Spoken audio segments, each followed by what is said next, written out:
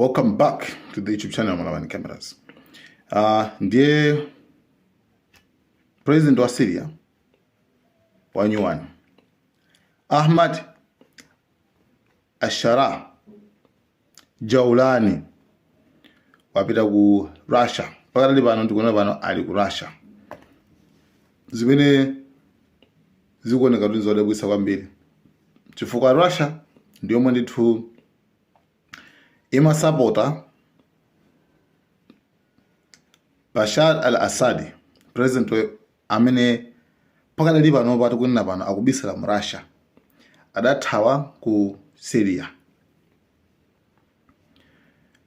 Something zokhala ngati filimu chonchi, komano zikuchitika ndithu mu geopolitics. That's why mundale amanena kuti there is no permanent enemy in the politics. Komanso there is no permanent friend in the politics. Palibe ndithu ndani okhazikika mundale. Komanso palibe friend nzako okhazikika mundale. Mundale aliyesa makhala wa temporary. So chigawenga chimene chinali pa wanted nthawi zonse pano chinasanduka president ku dziko la Syria. Pamene anthu amayembekezera kuti iye uja mwina mwake atakuyendetsa zinthu mmene amanenera asanalande boma, ndikupeza kuti zikusiyana, ma-Israeli ndikumaphulitsamo, ndikumapanga zimene akufuna. Pano wafuna kubwerera tsopano kwa Putin.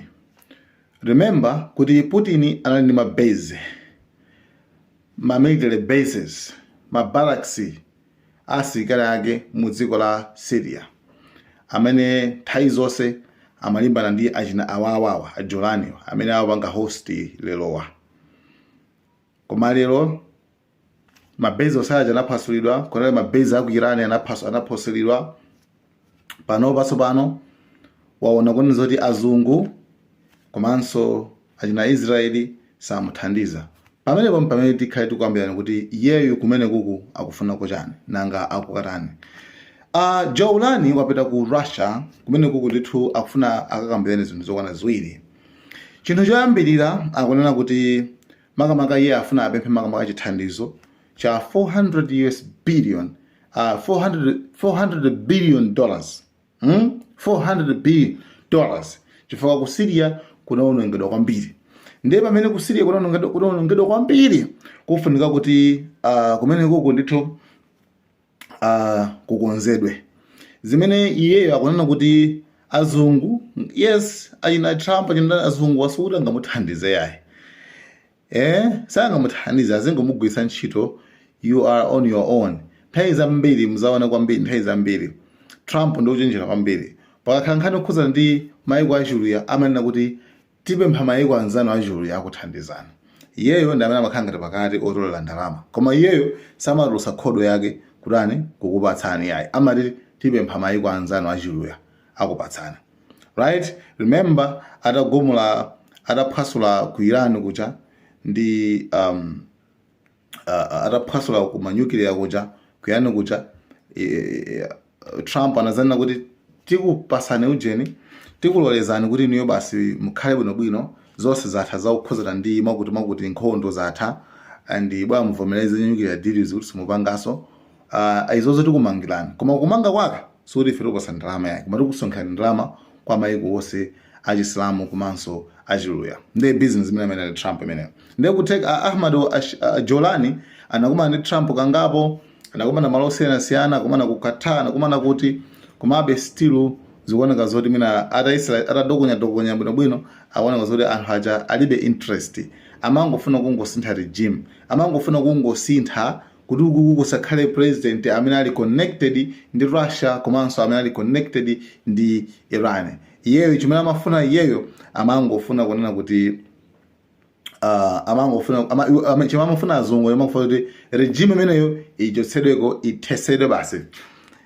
Ndipeza amafuna to basi. Zimana panga ku Libya njani. Ku Libya amangofuna kuti Gaddafi basi angochokako basi kamuzivutika kamuzitane olo panopo current government apanopa utapita kuti ifeyo tikati mutithandize kuzinthu izi paya libe chimene angathandize zimene amafuna azungu ndi zinthu zimenezo nde Jawlani waiwerenga kuti apapa ndingobwerera ku Russia. I think kumene kukuti kakambirane ziwiri zitatu. By the way, Russia ndithu yamulandira ndi pempho loyambirira request, pempho loyambirira limene anapita yeyo ndi limene likukapempha kuti chabwino ifeyo athandizeni kweni ABCD. Ndi pempho loyambirira ndi limenelo amuthandiza chithandizo cha $400 billion kuti amangireso Syria chifukwa Syria inawonongedwa kwambiri malinga ndi nkhondo. Number 2, pempho number 2 limene iyeyo akupempha ndilokuti akuti akufuna apange extradite kapena kuti abwezeretse uyu mandani uyu President Assad, Bashar al-Assad amene adathawa ku Syria after anthu atavuta kwambiri kufuna kulanda boma, analanda boma cha president anati apa sindikwanisa kulanimo kukhala momo iyeyo nkuthawa. Russia inampasa ndithu citizenship kuti azikhala ndi family yake ndipo samaonekaso samayankhula samatani amankhala life yake mu dziko la Russia nangasi paja my friends kale ndi ali momwemo ndi uyu Jawlani akwanena kuti afuna apempha Russia kuti chonde mutibwesere ku munthu bwanji kuno kuti tipite naye kuku anono kuti afuna akalana ati ndimene afuna akamuphe afuna kuti ena onse ogwira ntchito amene amagwira ntchito amene amagwira ntchito mu dziko ililiti mu Syria anapeza kuona zoti amagwira ntchito ndi boma ndikuona chanchani zinanyongedwa zinaphedwa ndi situ zoti Jawlani akufuna president wakale Assad kuti akatani naye ku Syria. By the way, imene ili something which is unlikely to happen. Zimene zinthu sizingatheke zimene zoti Russia ipereke Assad nzawo wakalekale kwambiri ampereke ku dziko la Syria kuti akapange zozo. By the way, Russia mayankho ake inayankha kuona kuti ife sitili ku Syria for political purposes. Ife sitili ku Syria kuti mina tikambene nkhani kukhoza ndi ndale chanchana ife za ndale zo no. Ife kweni tindi interest ya anthu basi ife mangofuna anthu aja akhale bwino mwene kuchako basi and we can do some businesses. Therefore Russia chimafuna kwambiri nchona kuti pali chinthu choyambira nchona kuti ali mabase awiri kumene kuyana ndi mabase awiri chimafuna kuti mabase awiriwo iwo Russia amangidweso then pakhale presence pakhale kukhazikika kwa Russia mmene muzawa kale ma empire wa achina America achina ndana chimene akufuna amafuna kupanga expand their power akumafuna kuti iwo tingolekeza ngati kwaziti ku Syria tilipo kwakuti tilipo kwakuti kulipo mabange ama Americans ukupanga base ndi mu Syria manalipo kale kumachabe kuti after regime boma la sintha pamene anakhangana atulukamo mene mucha. Therefore Russia kuno kuti if is fine titakhala kuti tilimo so mene muzadza bwino komanso china chino kuti mene munthu muli zinthu ziwiri mafuta trillion mu Syria mu ali pambiri 2 komanso muli gas wambiri kwambiri. Therefore zinthu zimene zizi Russia ndithu ifuna kuti ilowemo then ikalowamo then apange ma business amene angapange benefit kwa anthu onse anthu aku Syria dziko la Syria komanso ku Russia. Therefore zimene zilipo kumene koko. By the way uyu Jawlani wa perekaso concern inaso kuti ineyo timafuna kuti thandize makamaka so kuti mukhale mene mumu one chifukwa chinaso makamaka chino kuti pali zinthu ziwiri timafuna kuti tathamangitse awawa kumatola kwambiri achina Israeli wanasenda aneba kumangoti amangopolitsa. By the way minaso tipezereso by breaking news imene pano pa Israeli yapolitsa ku Lebanon pano yapolitsa ku Lebanon chifukwa kuti akuti anthu ku Lebanon ati ku Lebanon amalondola Hezbollah ku Lebanon iko ndi apolitsako pano pati kuti napano this hour apolitsa ku Lebanon mkati mwa ceasefire yoyambira November. So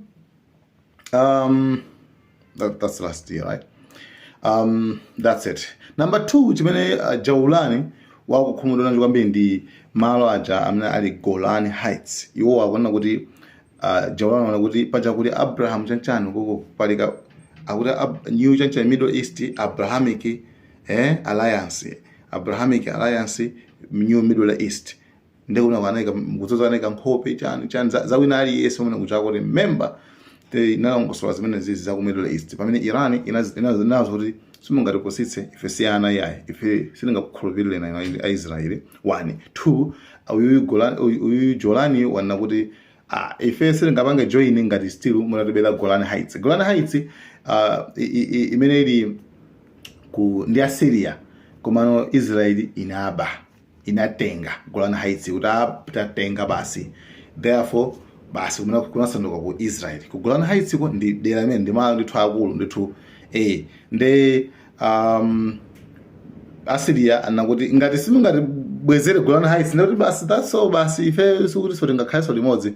Nde I think amba kuzindikira kuti anthu athuwa nde sikugwirapo amene anthu amene timadalirawa kuti awa ndi awa I think sangathandize nde abweraso ku Russia. Nde tuona kuti meeting yawo ithe bwanji komano izozo ndi zimene tu akukambirana pakati pa Russia komanso Syria. President wa onyuwani wa ku Syria amene ali Ahmad Ashara al-Jaulani amene ndithu I think waziri lugha